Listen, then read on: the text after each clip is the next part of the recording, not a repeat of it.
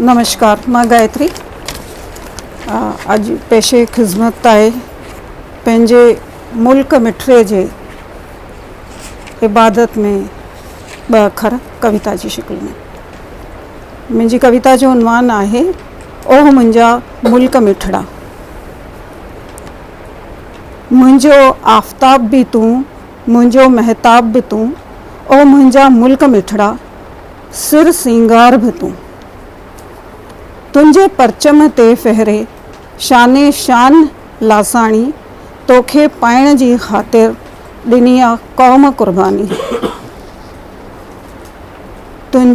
तोखे पाइण जी ख़ातिर ॾिनी आहे क़ौम क़ुर्बानी। सदा शाद रही तूं, सदा शाद रही तूं, सदा आबाद रही तूं। तुंहिंजी आज़ादीअ में ई आहे लिकल मुंहिंजी आखाणी। तुंहिंजी रीतियुनि जा मणिया, तुंहिंजी रीतियुनि जा मणिया, तुंहिंजी नीतियुनि जा मोती, पखरियल जुग सॼे में सेखारीनि गुरुनि जी बाणी। ओ मुंहिंजा मुल्क मिठड़ा, तोते क़ुर्बान वञा मां, ॾेई पंहिंजी हयाती तोखे आज़ाद रखां मां। ओ मुंहिंजा मुल्क मिठड़ा, तोते क़ुर्बान वञा मां, ॾेई पंहिंजी हयाती तोखे आज़ाद रखां मां। मुंहिंजो आफ़ताब बि तूं, मुंहिंजो महताब बि तूं, ओ मुंहिंजा मुल्क मिठड़ा, सिर सिंगार बि तूं। महिरबानी। असू चंड जी ॼाण।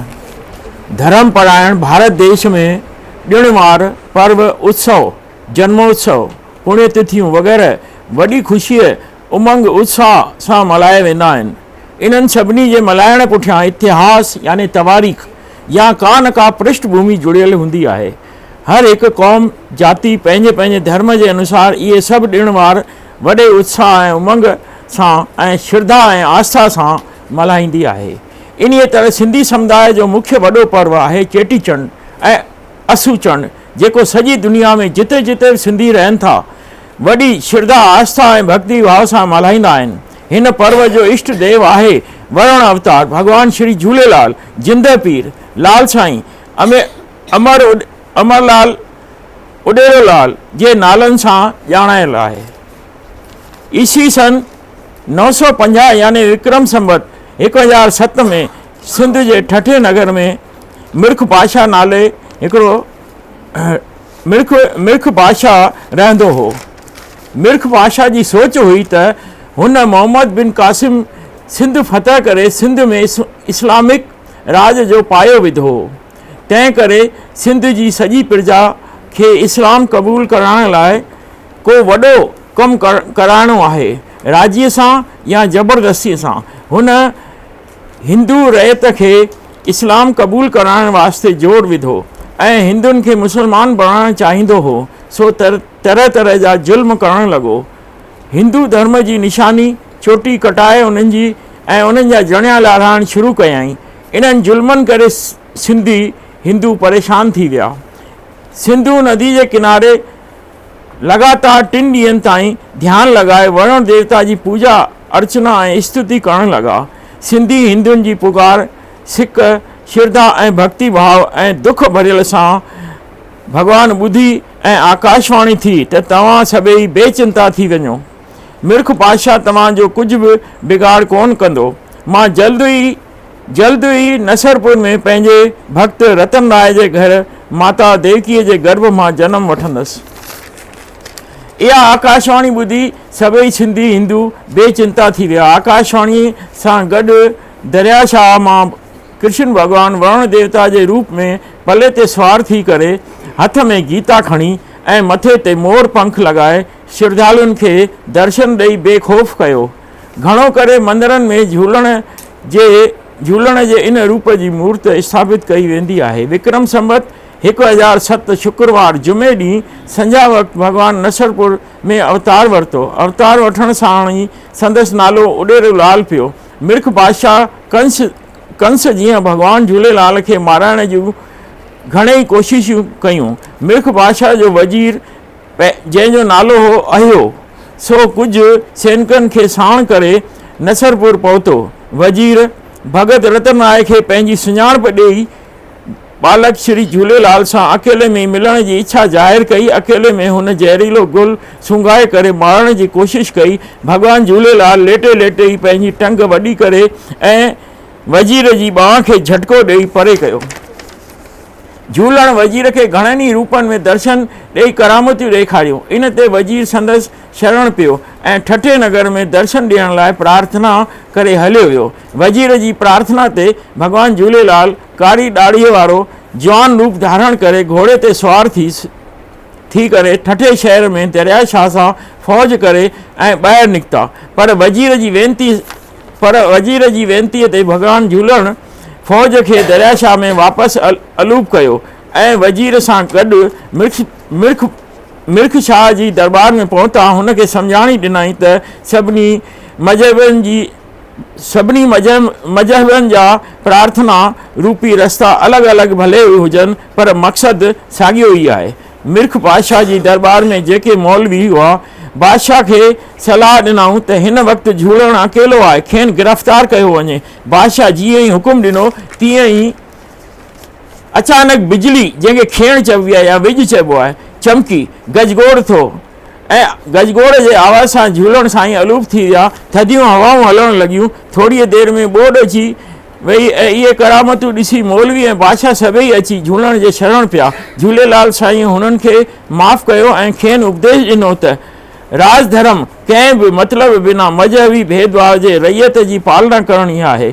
उन खां पोइ मिर्ख बादशाह समता भाव सां रैयत सां हलणु लॻो। हिंदू ऐं मुस्लमान भाउरनि वांगुरु रहण लॻा। इन रीति मज़हबी एको क़ाइमु थियो। भगवान झूलेलाल पृथ्वी ते 13 साल 6 महीना लीला कई। घणेई बाल लीलाऊं ॾेखारियूं ऐं दरिया पंथ जी स्थापना कई। जल जी सेवा, ज्योति ऐं ध्यान जी विधि सम्झाई। झूलण साईं संत पगड़ राय खे ठकुर जो लक़ब ॾेई उनखे पंहिंजो मुख्य चेलो ठाहियो ऐं दिव्य शयूं उन्हनि खे ॾिनऊं। ईसवी सन 963 विक्रम संबत 1020 में बड्डे जी साई चोॾस ते भगवान झूलणलाल साईं ॻोठ जेजन तहलके हाला ज़िलो हैदराबाद सिंध में, जिते हुननि ममण मियाँ सां पवित्र आस्थान ठाहिराइण वास्ते खेत यानी बनी वरिती। उते नीरे घोड़े ते सुवार थी बीठा ऐं धरती फाटी, जल जूं धाराऊं निकितियूं, पक्षी गीत ॻाइण लॻा। भगवान झूलेलाल साईं घोड़े समेत धरतीअ में अंतर्ध्यान थी विया। विक्रम संबत 1020 जी बड्डे जी साई चोॾस खां पोइ जेको चंड आयो, असू चंड, उहो सभिनी एकता जो मेलो लॻायो ऐं पोइ हर साल एकता जो मेलो लॻंदो आहे। जंहिं आस्थान ते झूलण साईं अंतर्धान थिया उते विवाद थियो। हिंदू ऐं मुस्लमाननि पंहिंजी पंहिंजी क़ौम जो पीर ऐं या देवता करे आस्थान ठाहिणु चाहियो। विवाद वधण ते प्रमुख हिंदू चेले ठकुर पगड़ राय, प्रमुख मुस्लमान चेले ममण ऐं ॿियनि सभिनी गॾिजी करे साईं खे प्रार्थना कई। आकाशवाणी थी, उन मां मिलियल साईं जी आज्ञा मूजिबि ॿिन्ही मज़हबनि पंहिंजे पंहिंजे नमूने आस्थान ठाहियो। हिंदुस्तान में भगवान श्री झूलेलाल जो अवतार ॾींहुं चेटीचंड सिंधियत जे रूप में ऐं असू चंड एकता जे रूप में मल्हायो वेंदो आहे। बड्डे जी चोॾस अंतर्ध्यान जे रूप में मल्हाई वेंदी आहे। इन खे अनंत चोॾस या झूलेलाल चोॾस बि छॾींदा आहिनि। देश दुनिया में जिते जिते सिंधी रहनि था उते उते चेटीचंड असू चंड मल्हाया वेंदा आहिनि। मंदरनि में आरती करे, लाल जा पंजड़ा ॻाए, पलव पाए, ताहिरी ऐं छोलनि जी देगियूं चाढ़े, भंडारा लॻाए, प्रसादी पाए झूलेलाल जी स्तुति कंदा आहियूं। चेटीचंड ते शहर शहर में झांकियूं निकिरंदियूं आहिनि। जॻह जॻह भंडारा थींदा आहिनि। जल ऐं ज्योतिअ जी आराधना कई वेंदी आहे। राजस्थान सरकार चेटीचंड ते मोकल, जंहिंखे असीं राजकीय अवकाश चवंदा आहियूं, घोषित कई आहे। पर असांखे इहा घुर करणु खपे त सरकार खां इहा घुर करणु खपे त असू चंड ते बि राजकीय अवकाश थियणु खपे। माननीय मंच, मुंहिंजा अदीब प्यारा, अॼु सुखद संयोग आहे, सुंदरी उत्तम चताणीअ जो जनमु ॾींहुं बि आहे ऐं शक्ति पूजा हले पई। मुंहिंजे कविता जो विषय बि इहो ई आहे, अॼु जी नारी अंगण खां आकाश ताईं। कविता, काव्य, शायरी सभु अखर नारीवाचक आहिनि। नारी पंहिंजे पाण में हिकु कविता आहे। संदसि सॼी हयातीअ में कविता जो रसदार वहंदी आहे। सुबण भरण खां वठी करे व्यम जी विलोड़ में राग जो रस वहंदो आहे। हिन कविता में अलॻि अलॻि भावनि जा रंग शेड चिटियल आहिनि। नंढड़े ॻोठ खां वठी करे नगर ऐं महानगर ताईं मां कुझु कोशिशि कई आहे। हिन कविता जो उनवान आहे अॼु जी नारी। मां निवेदन थो करियां, नारी अंगण खां आकाश ताईं। अॼु जी नारी सुबुह सवेले असुर जो उथी अंगण ॿुहारींदे, जंड चोटींदे, पाणी भरींदे, ॾुध विलोड़ींदे गुनगुनाए थी कविता। अॼु जी नारी अन्न साफ़ कंदे, अटो ॻोहींदे, भाॼी सोईंदे, दाल खे राई ॾींदे रचे थी कविता। अॼु जी नारी ॿारनि जी पढ़ाईअ लाइ पापड़ वेलींदे, कपिड़ा सुबंदे, पघर वहाईंदे रचे थी कविता। अॼु जी नारी ॿारनि खे नेरनि कराईंदे, लंच बॉक्स तयारु कंदे, स्कूल जी बस लाइ डुक पाईंदे चवे थी कविता। अॼु जी नारी घूंघट जी ओट में, जीअं मां पहिरीं चयो त भई अलॻि अलॻि शेड्स आहिनि, हाणे गांव जो आहे। अॼु जी नारी घूंघट जी ओट वठी ॻोठ जो थलो उरांगे नए आकाश जी तलाश में ऊचे उनाम जी उणे थी कविता। अॼु जी नारी बदलाहट जी आहट भेजे कान थी। अॼु जी नारी बदलाहट जी आहट, काई न घबराहट, हौसले जी जगमगाहट, ख़ुशीअ जी चहचहाट में ॻाए थी कविता। अॼु जी नारी ऑफिस वेंदे, अॼु जी नारी ऑफिस वेंदे, बस में इंतज़ारु कंदे, स्वेटर मड़ींदे, ऑफिस में कलम हलाईंदे, वापसि मोटंदे, थकावट खे धकु हणंदे, बाज़ार मां भाॼी वठंदे घर ख़र्च जी जोड़े थी कविता। अॼु जी नारी ज़िंदगी जीअंदे उॾाम जो उब कछींदे, चङाईअ जी चमक सां पंहिंजी महिनत सां रचे थी कविता। आख़िर में निवेदन आहे, अॼु जी नारी हाणे नाहे वेचारी। अॼु जी नारी हाणे नाहे वेचारी, कुरुतियुनि जा कर मोड़े, दास्ता जा दर तोड़े, ख़ुशनुमा हवाउनि जूं दरियूं खोले, जल में, थल में, आकाश में गजगोड़ कंदे देश जी रक्षा जोशीले नारनि जी हुंकारे थी कविता, हुंकारे थी कविता। अॼु जी नारी अंगण खां आकाश ताईं, अंगण खां आकाश ताईं। धन्यवाद। तव्हां शांति रखो। जय झूलेलाल। मुंहिंजे रचना जो विषय आहे जदीद दौर जो बानी शाइर बेवस। आफ़ताब ऐं अदब जो, शाइरीअ जो शाह तूं, सिंधड़ीअ जे शहर जे महफ़िल जो आहीं साह तूं, सिंध जो शाइर नओं जो, तंहिंजो नित उत्साह तूं, खाक जे ज़रनि खे तूं बख़्शी, जलाल ऐं जाह तूं, जंहिंजी हस्ती नूर आहे तूं सो आहीं आफ़ताब, जंहिंजे चौधारी फिरनि पिया केतिराई माहताब। सालकनि जो चवणु आहे त जिते न पहुचे रवि उते पहुचे कवि। हर देश जे साहित्य जी शुरूआति शहर सां थी आहे। भारत जे शहर जो बुनियादु पिणु शहर ते ॿधलु आहे, जंहिंजो ज़िंदह मिसाल आहिनि वेद, जे सृष्टि जे आदि में रचियल आहिनि। उन खां पोइ उपनिषद, प्राण, महाभारत, रामायण, गुरु ग्रंथ साहिब ऐं ॿिया ग्रंथ पिणु शहर में रचियल आहिनि। नज़्म नसर जी भेट में जल्द यादि करे सघिबो आहे ऐं शाइर शहर लिखण वक़्तु पाण खे आसमान ते सम्झंदो आहे। काइनात ऐं पृथ्वीअ जे हर सूक्ष्म शइ खे दिमाग़ में रखी उने अमीक में टुबियूं ॾेई कविताऊं रचींदो आहे। शहर जी मानाई आहे कोज़े में दरिया भरण, यानी घाघर में सागर भरण। सिंधी शाइरनि जे सरताज शाह अब्दुल लतीफ़ ऐं सचल, सामी, दलपत, बेदल, बेकस वग़ैरह जे शहरनि में सचाई, ताज़गी ऐं नवाण आहे, जा बेचैन मन लाइ तसल्ला बख़्श साबित थी आहे। इन बज़्म शहर जे दौर ख़त्म थियण बैदि सिंधी शहर जे मंदर जो दरवाज़ो खोलियो शाइर श्री किशनचंद बेवस। दरवाज़े खुलण ते जाती पाए ॾिठीसीं त मंदर जे अंदरि इष्ट देवता त साॻिया ई रखियल हुआ, मगर संदसि लिबास ॿिन्ही बदिलियल हुआ। जिन सां संदन ज़ेब ऐं ज़ीनत में काफ़ी रंगत नज़र अची रही हुई। संदसि मश्क जी चमकाट चित्त खे चरियो करे थे छॾियो। भला जंहिं दरवाज़े जो खोलींदड़ ई बेवस हुजे तंहिं अंदरि मूर्तूं बि त अहिड़ियूं निहटियूं निमाणियूं हूंदियूं। बेवस कॾहिं बि पंहिंजो पाण खे उस्ताद शाइर करे की न कोठियो। हिन पंहिंजो पाण खे फ़क़ति बेवस ऐं बेज़ोर सॾायो। जीअं संदसि शहर मां ज़ाहिर आहे त कीअं लिखां ॼाणा रुगो, छा लिखां सल तूं, कंदुसि पोरी बांसुरी फूकेंदे गिल तूं, बंदि करण मूंखां पुॼे वाट वठी हल तूं, बाज भरिया बल तूं हिन बेवस ऐं बेज़ोर जो। शायर जो मक़सदु ऐं संदसि उॾाम भले आसमान ते ऊचाइनि खे छुअण जी हुजे, पर खेसि ज़मीन ते आस्ते पंधु करण बि अचणु घुरिजे। खेसि आम इंसान जे जीवन जी कठोर हक़ीक़तुनि खे मुंहुं मोड़े फ़क़ति कल्पना करण जे एवज़ हक़ीक़तनि खे क़बूल करणो पवंदो। साहित्य बाबति जॾहिं जॾहिं माण्हुनि जो नज़रियो बदिलियो आहे, शहर बि पंहिंजो रूप फेरायो आहे।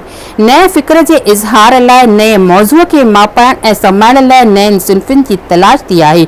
ॿोली, मुहावरा, इस्तिलाह, अलंकार, तरकीबियूं ऐं सटाव बदिलियो आहे। छंद जे बंद, काफ़िय जे क़ैद में क़ाबू शाइर उन्हनि ख़िलाफ़ बेरुखी अख़्तियार कई आहे। सत्यम शम सुंदरम लाइ बि वीचार बदिलियो आहे। शहर मग़ज़ी खोटा न, पर दिलि जी पलटा आहे। सिंधी शाइरी जी फितरत जिद्दत प्रस्त याने नवान प्रस्त आहे। समन सूमरन हाकमनि जे ज़माने खां वठी अॼु ताईं सिंधी शाइरीअ अनेक मंज़िलूं तय कयूं आहिनि। सिंधी शाइरी खे न सिर्फ़ पंहिंजूं ज़ाती खूबियूं आहिनि, पर मथसि विदेशी असरनि जा आसार बि अथा आहिनि। वक़्त जी तक़ाज़ा मुताबिक़ सिंधी शाइरीअ में मौज़ूअ तोड़े हियत जी तब्दील ईंदी रही आहे। सिंधी शाइरी जे हिन तब्दील जे चकर में नए दौर जो बानू शाइर श्री कृष्णचंद तीर्थदास खत्री आहे, जंहिंजो तख़ल्लुस यानी उपनाम बेवस आहे, जंहिं कठोर हक़ीक़तुनि खे क़बूल करण संतोष ज़ाहिर कयो आहे। हिन साहिब आम माण्हुनि जे जज़्बाती उमंगनि जी तर्जमानी आम माण्हुनि जी ॿोलीअ में कई आहे। सूख्यम तोड़े गंभीर वीचार, इल्मी चकास, मग़ज़ी छंडछाण पिणु आसान ॿोलीअ में कई आहे। जदीद दौर जे नयनि हालतुनि, नवनि मौज़ूअनि लाइ नवां लफ़्ज़, नवां लिबास ठाहिया आहिनि ऐं जीवन ऐं समाज सां लाॻापो रखंदड़ हर पहलूअ ते नज़र दौड़ाई आहे। संदसि ज़माने जी हालतुनि मूजिबि हिन आज़ादी, क़ौमियत, एकता, गुरबत, पोहरियत, मज़दूर, नारी, झोपड़ी, शाहूकार, ज़ुल्म वग़ैरह केतिरनि विषयनि ते कलम हलायो आहे। हिन पोहरियत खे रस्ते ते पथर टोड़ींदे ऐं खून पसीनो वहाईंदो ॾिसी आखियो आहे त ॻोढ़नि सां तुंहिंजे मुंहिंजो बि खून आहे, सौदाई सिर में तुंहिंजे मुंहिंजो जनून आहे। अहिड़ीअ तरह कवि बेवस ग़रीबनि जी झूपड़ीअ जो अहिड़ो त नज़ाकत भरियो बयानु कयो आहे जो हर हिकु सिंधी फ़र्द जी दिलि ते हीअ कविता नक्श थियल आहे। चवे थो त सिज चंड वाज थो विझे जंहिंजे विथियुनि मंझां, तिरकियो अचनि था तिरवरा तारनि कतियुनि मंझां, बुड़का कंदी भॼे हवा जंहिंजे भितियुनि मंझां, ठणकार मींहुं थो करे चिटकी चितुनि मंझां, कुदरत संदी कमाल सिहत लाइ सूखड़ी, अल्लाह जुरे मशाल ग़रीबनि जी झूपड़ी। हिन साहिब ॿियनि शाइरनि वारो रस्तो छॾे नारी चित्रण लाइ आदर्शी दग वरितो आहे।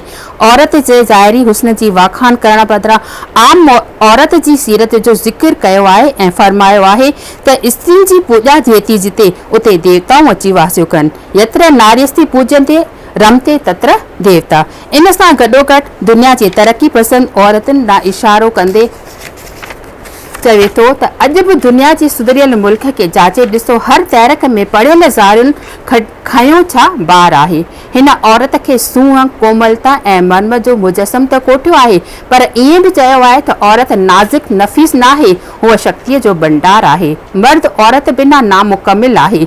स्त्री पुरुष खां सवाइ अपूर्ण आहे। राम हुजे या कृष्ण, ईसा हुजे या मोहम्मद, गौतम हुजे या गांधी, सभु स्त्रीअ जी पैदाइश आहिनि। मिड़ेई अवतार, महात्माऊं, कलाकार, वीर पुरुष, दुनिया जा मिड़ेई दीपक सभु स्त्रीअ जी पैदाइश आहिनि। हू स्त्रीअ लाइ आखे थो त ज़ाइफ़ा पूरे अगरि ज़ोर ते तूं अची, क़ौम में हूं त मर्द न मरदूद रहे। बेवस जे ॾींहंनि में आज़ादीअ जी हलचल ज़ोर वरितो ऐं महात्मा गांधीअ जॾहिं हलचल जी अॻवानी कई तॾहिं बेवस गांधीअ लाइ चयो, ज़ोर जिस्मानी छॾे तो राज रूहानी सलियो ऐं अहिंसा जो नओं हथियार हैरानी सलियो। वतन जी महिमा जो सुंदर शब्दनि में बयानु कंदे हिन रीत कयईं त ख़ासि खथूरी बायां वतन जी वारी, मिटी मिठड़ी मुल्क जी मुश्का मोचारी, पंहिंजे दिलबर देस जी पीणी बि प्यारी, गाह बि गुलज़ारी, भठ बाक़ी चो पाणिया।